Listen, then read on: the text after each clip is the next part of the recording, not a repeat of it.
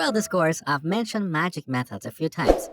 These are the methods that have two underscores at the beginning and end of their name, and they're called automatically by Python interpreter depending on how we use our objects and classes. For example, here we have this init magic method. We don't directly call it. It's called automatically by Python interpreter when we create a new point object.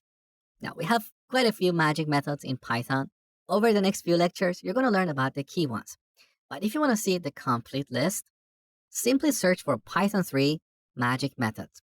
Look at this first page here, a guide to Python's magic methods. I really like this documentation. It's actually better than Python's documentation itself.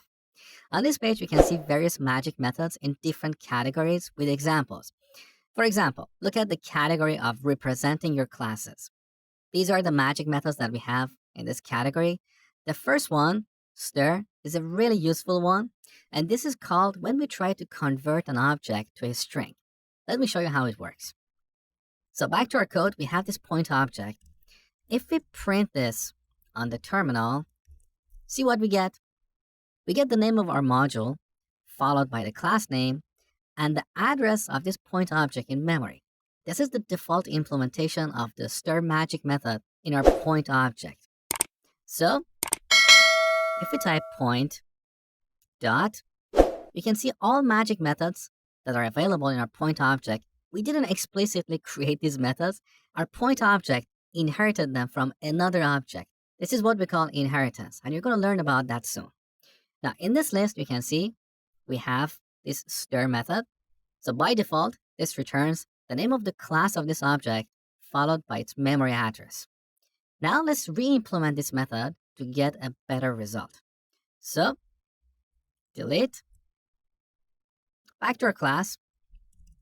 Let's define this stir method. So 2 underscores, stir, 2 underscore.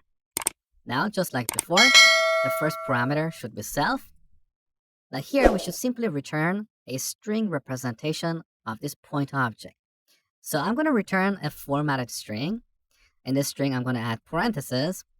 First, we add self.x, then comma self.y. Save the changes. Now, when we print this point object, this is what we get. This is very useful. We get the same result if we also try to convert a point object to a string using the stir function. So, look, we get the same result. So, init and stir are examples of two useful magic methods in Python. Over the next few lectures, you're going to learn about other useful magic methods.